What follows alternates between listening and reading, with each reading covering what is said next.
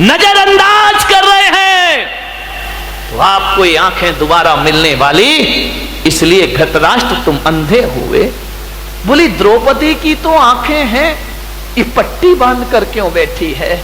बोली इसलिए इसका भी कर्म है, वो जो हंसों का मांस खिलाते रहा वो रसोईया कोई और नहीं, ये द्रौपदी ही है, जो इनाम के लालच में तुम्हें हंस के बच्चे खिलाते रहा। आंखें होकर भी इसने अनदेखा किया, इसलिए आंख होकर भी आंखों में पट्टी बांधने को मजबूर हो गई। अब विचार करिए, रोशनी होकर भी दुनिया नहीं देख पाई गांधारी, ये तुम्हारे ही कर्मों का फल हुआ करता है। मान्यवर ध्यान रखिए, किसी से डरो या ना डरो, मैं तो आपसे निवेदन कर रहा हूं, तुम लोग मराठा हो, महाराष्ट्र में रहने वाले लोग हो, तुम लोग वो व्यक्ति हो बारामती में रहने वालों, बहुत शूरवीर हो, ध्यान रखना, तुम किसी से नहीं डरते।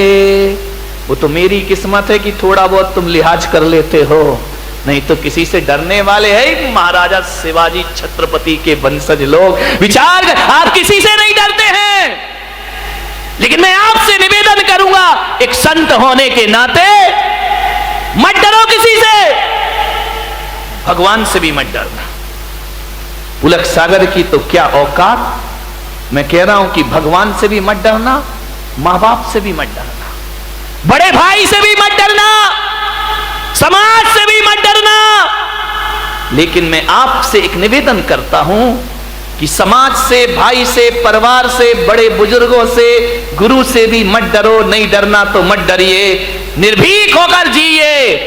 लेकिन आपसे एक निवेदन करूंगा कि डरना तो भगवान से भी नहीं चाहिए, लेकिन आपसे एक ही निवेदन है मेरा कि भगवान से डरो या ना डरो, पर आदमी को अपने कर्मों से जरूर डरना चाहिए, क्योंकि कर्म किसी को छोड़ दे भगवान तो फिर भी छोड़ देगा, लेकिन कर्म किसी को भी छोड़ते नहीं। कर्मों को सुधार।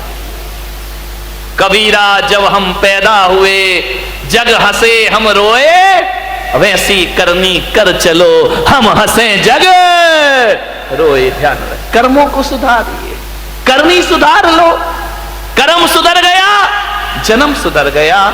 ध्यान रखना, मति सुधर गई गति सुधर जाएगी, भाव सुधर गए भाव सुधर जाएंगे। ध्यान रखें, कुछ नहीं करना है, सोचना है आपको। धृतराष्ट्र को 100 बच्चों की लाश पे आंसू बहाना पड़े, ये कैसी जिंदगी है हमारी? अपना पेट भरने के लिए किसी का पेट फाड़ देना, ये इंसानियत हुआ करती है। विचार करिए, अपना जीवन जीने के लिए, गला बिठाएगा तो, अपना जीवन जीने के लिए दूसरों की जिंदगी उजाड़ देना, ये कैसी मानविकता है? हम तो वो लोग हैं जो दूसरों के लिए अपने जीवन का बलिदान कर दिया करते हैं। महात्मा बुद्ध जब जा रहे थे जंगल से, एक शेरनी हिरनी का शिकार कर रही थी। महात्मा बुद्ध ने कहा ठहरो, ये मत करो। बोले ये मेरा भोजन है। महात्मा बुद्ध ने कहा ऐसा मत करो, पिछले जन्म में किया था तो शेर की पर्याय मिली है, इस जन्म को सुधार ले। शेरनी से कहा, उसने कहा कि मैं क्या करूं? बोले हिरनी को छोड़, मुझे भूख लगी है। महात्मा बुद्ध ने अपना हाथ शेरनी के मुंह में दे दिया, तुझे भूख मिटाना है तो मुझे खा के भूख मिटा ले, लेकिन उस बकरी को, उस हिरनी को छोड़ दे।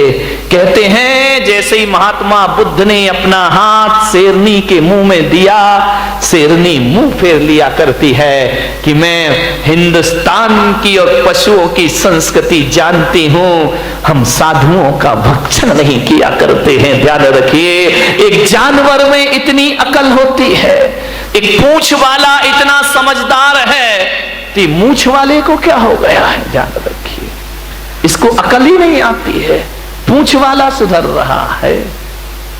विचार करना है। मुझे कुछ दिन पहले